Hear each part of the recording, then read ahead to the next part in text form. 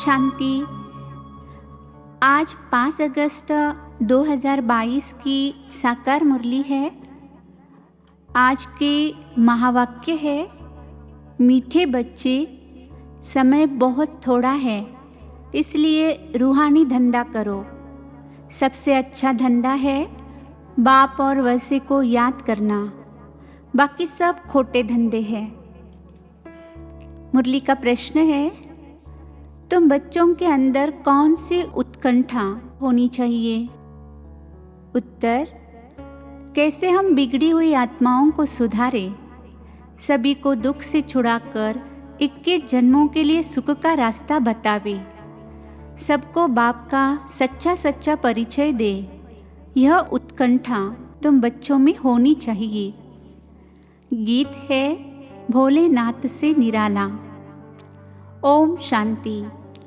भोलानाथ बच्चों को ओम शांति का अर्थ भी समझाते हैं। खुद भी कहते हैं ओम शांति, तो बच्चे भी कहते हैं ओम शांति। यह अपना परिचय देना होता है कि हम आत्मा शांत स्वरूप शांति धाम के रहने वाले हैं। हमारा बाप भी वहाँ रहने वाला है। भक्ति मार्ग में भी बाबा बाबा कहते हैं।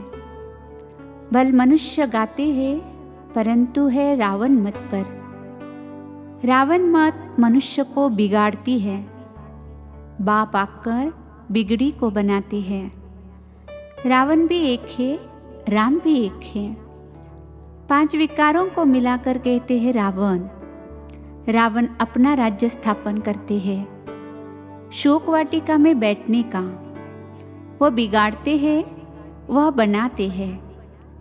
रावण को मनुष्य नहीं कहा जाता है, परंतु दिखाते हैं 5 विकार पुरुष के, 5 विकार स्त्री के। रावण राज्य में दोनों में विकार है। तुम जानते हो 5 विकार हमारे में भी थे। अभी हम श्रीमत पर निर्विकारी बनते जाते हैं, बिगड़ी को सुधार रहे हैं। जैसे बाप सबकी बिगड़ी बनाते हैं, बच्चों में भी यही उत्कंठा रहनी चाहिए कि कैसे हम बिगड़ी को बनावे।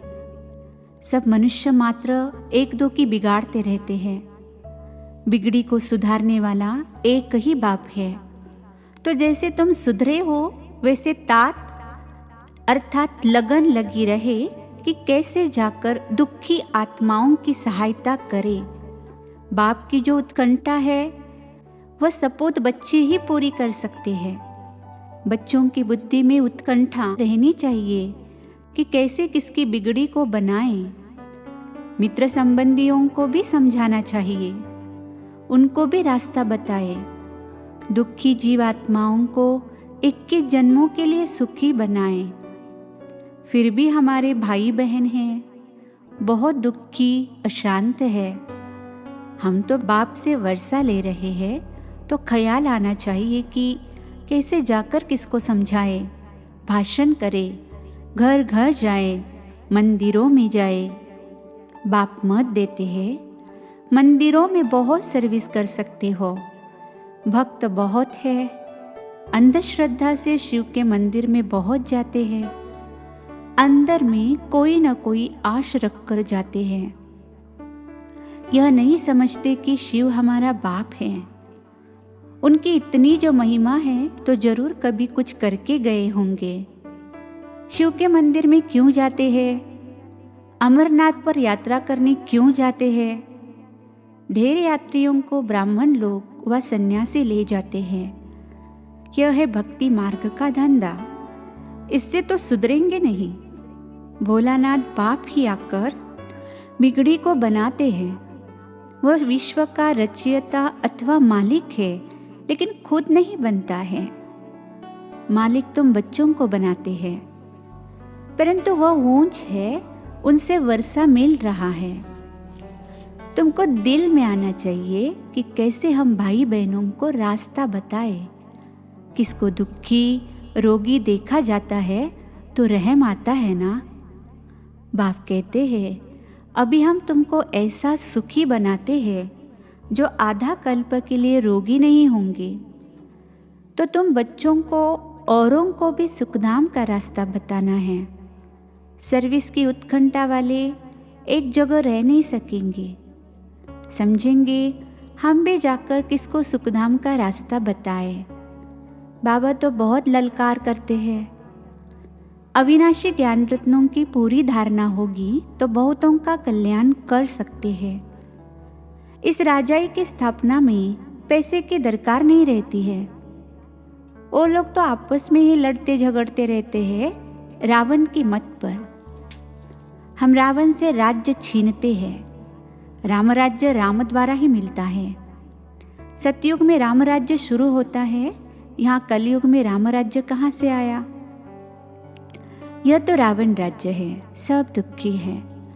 यह बात तुम सभी को समझा सकते हो। पहले उन्हें समझाना है जो गरीब है, व्यापारी है। बाकी बड़े आदमी तो कहेंगे कि हमको फुर्सत नहीं है, हम बिजी है। समझते हैं हम भारत को स्वर्ग बना रहे हैं, प्लान करते रहते हैं। लेकिन तुम जानते हो शिव बाबा बिगर कोई स्वर्ग बना नहीं सकते। अभी टाइम बाकी थोड़ा है। राम राज्य स्थापन करने में ढील नहीं करनी है। रात दिन फुरना रहना चाहिए।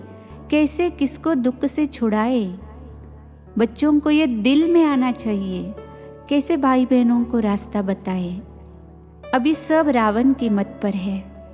बाप तो बाप है जो बच्चों को आकर वर्षा देते हैं। मनुष्य कोर्ट में जाकर कहते हैं ईश्वर को हाजिर नाजिर जान सच कहता हूँ।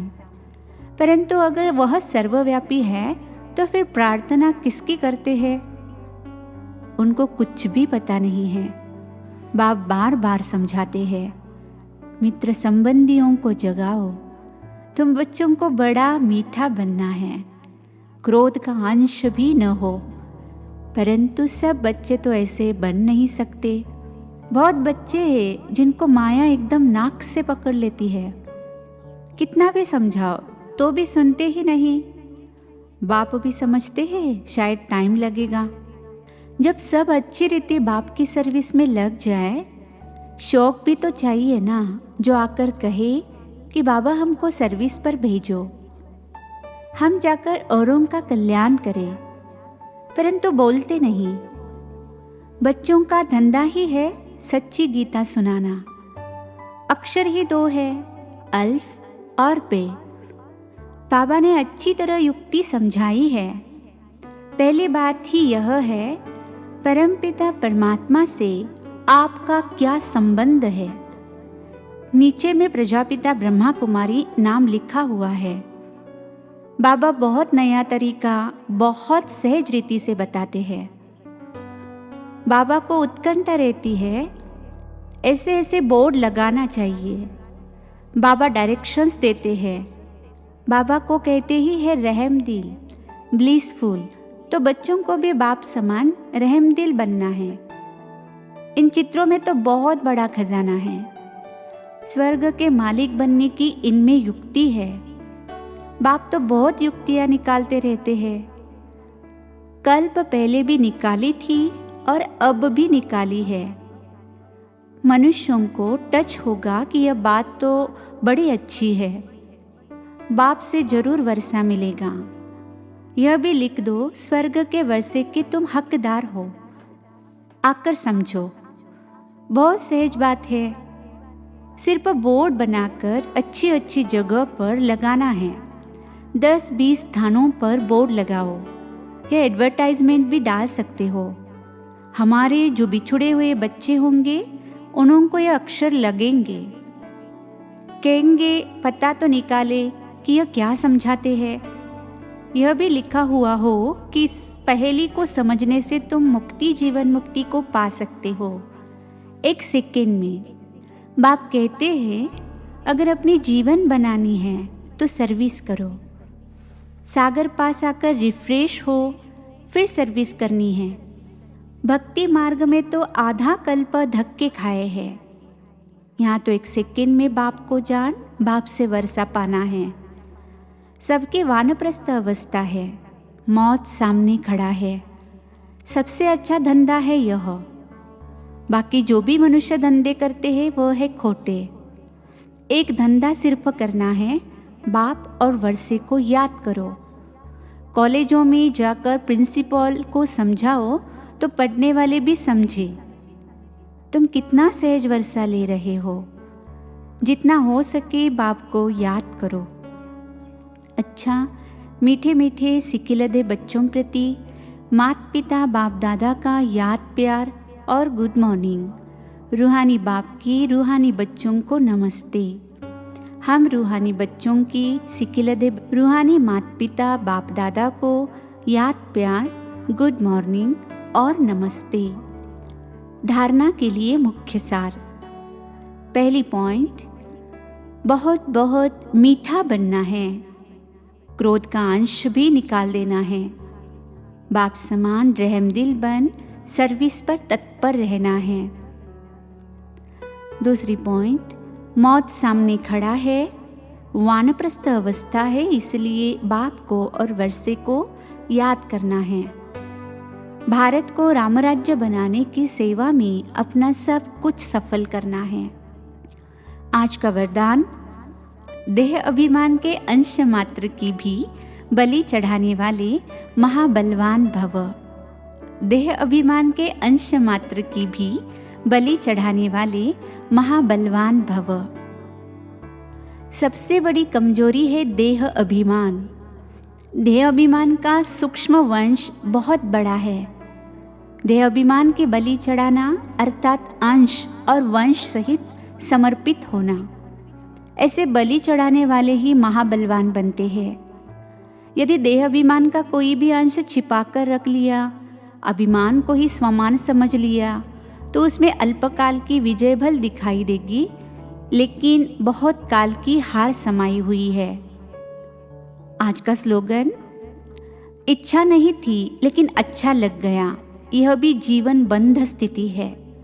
इच्छा नहीं थी लेकिन अच्छा लग गया, यह भी जीवन बंध स्थिति है। मातेश्वरी जी के अनमोल महावाक्य। एक, इस अविनाशी ज्ञान को परमात्मा ज्ञान कहते हैं। इस ज्ञान का मतलब है जीते जी मर जाना। इसलिए कोटों में कोई विरला यह ज्ञान लेने की हिम्मत रखता है। यह तो हम जानते हैं कि यह ज्ञान प्रैक्टिकल जीवन बनाता है। हम जो सुनते हैं वो प्रैक्टिकल में बनते हैं। ऐसा ज्ञान कोई साधु संत महात्मा दे नहीं सकते। वो लोग ऐसे नहीं कहेंगे मन मना भव। अब यह फरमान सिर्फ परमात्मा ही कर सकता है।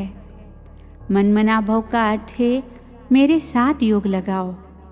अगर मेरे साथ योग लगाएंगे तो मैं तुम्हें पापों से मुक्त कर वैकुंठ की बादशाही दूंगा। वहाँ तुम चलकर राज्य करेंगे। इसलिए इस ज्ञान को राजाओं का राजा कहते हैं। अब यह ज्ञान लेना बहुत महंगा सौदा है। ज्ञान लेना अर्थात एक ही धक से जीते जी मर जाना। शास्त्रों आदि का ज्ञान लेना तो बिल्कुल सस्ता सौदा है। उसमें तो घड़ी घड़ी मरना होगा, क्योंकि वो परमात्मा का ज्ञान नहीं देते। इसलिए बाबा कहते हैं अभी जो करना है वो अब करो, फिर यह व्यापार नहीं रहेगा। दूसरा, परमपिता परमात्मा को सच्चित आनंद स्वरूप भी कहते हैं। अब परमात्मा सत क्यों कहते हैं? क्योंकि वह अविनाशी इमॉर्टल है। वो कब असत नहीं होता, अजर अमर है। और परमात्मा को चैतन्य स्वरूप भी कहते हैं। चैतन्य का अर्थ है परमात्मा भी मन बुद्धि सहित है। उसको नॉलेजफुल पीसफुल कहते हैं। वो ज्ञान और योग सिखला रहे हैं, इसलिए परमात्मा को चैतन्य भी कहते हैं। भल वो अजन्मा भी है, वो हम आत्माओं मुआफिक जन्म नहीं लेता। परमात्मा को भी यह नॉलेज और शांति देने के लिए ब्रह्मा तन का लोन लेना पड़ता है। तो वो जब चैतन्य है तभी तो मुख द्वारा हमें ज्ञान योग सिखला रहे हैं। और फिर परमात्मा को सत्य चित्त आनंद स्वरूप भी कहते हैं। तो ये सब गुण परमात्मा में भरे हुए हैं। इसलिए परमात्मा को सुख दुख से न्यारा कहते हैं। हम ऐसे नहीं कहेंगे कि परमात्मा कोई दुखदाता है, नहीं। वो सदा सुख आनंद का भंडार है। जब उसके गुण ही सुख आनंद देने वाले हैं, तो फिर हम आत्माओं को वो दुख कैसे दे सकते हैं? तीसरा, बहुत मनुष्य ऐसे समझ बैठे हैं कि यह जो अनादि बना बनाया सृष्टि ड्रामा चल रहा है, वो सारा परमात्मा चला रहा है। इसीलिए वो कहते हैं कि मनुष्य के कुछ नाही हाथ, करन करावनहार स्वामी, सब कुछ परमात्मा ही करता है। सुख दुख दोनों भाग परमात्मा ने ही बनाया है। अब ऐसी बुद्धि वालों को कौन सी बुद्धि कहा जाएगा? पहले पहले उनको यह समझना जरूर है कि यह अनादि बनी बनाई सृष्टि का खेल ऑटोमेटिक चलता रहता है। साथ साथ यह भी कहते हैं कि यह सब कुछ परमात्मा ही करता है। यह जो परमात्मा को करन करावनहार कहते हैं, यह नाम फिर कौन सी हस्ती के ऊपर पड़ा है? अब इन बातों को समझना है। पहले तो यह समझना है कि यह जो सृष्टि का अनादि नियम है, वो तो बना बनाया है। जैसे परमात्मा अनादि है, वैसे यह चक्र भी आदि से लेकर अंत तक अनादि अविनाशी बना बनाया है। जैसे बीज में अंडरस्टूड वृक्ष का ज्ञान है और वृक्ष में अंडरस्टूड बीज है, दोनों कंबाइंड है, दोनों अविनाशी है। बाकी बीज का क्या काम है? बीज बोना, झाड़ निकलना। अगर बीज न बोया जाए तो वृक्ष उत्पन्न नहीं होता। तो परमात्मा भी स्वयं इस सारी सृष्टि का बीज रूप है और परमात्मा का पार्ट है बीज बोना। परमात्मा ही कहता है, मैं परमात्मा हूँ ही तब जब बीज बोता हूँ, नहीं तो बीज और वृक्ष अनादि है। अगर बीज नहीं बोया जाए तो वृक्ष कैसे निकलेगा? मेरा नाम परमात्मा ही तब है जब मेरा परम कार्य है। मेरी सृष्टि वही है जो मैं खुद पार्टधारी बन बीज बोता हूँ। सृष्टि के आदि भी करता हूँ और अंत भी करता हूँ। मैं करनधारी बन बीज बोता हूँ, आदि करता हूँ। बीज बोने समय फिर अंत का भी बीज आता है। फिर सारा झाड़ बीज की ताकत पकड़ लेता है। बीज का मतलब है रचना करना, फिर उनकी अंत करना। पुरानी सृष्टि की अंत करना और नई सृष्टि की आदि करना, इसको ही कहते हैं परमात्मा सब कुछ करता है। अच्छा, ओम शांति।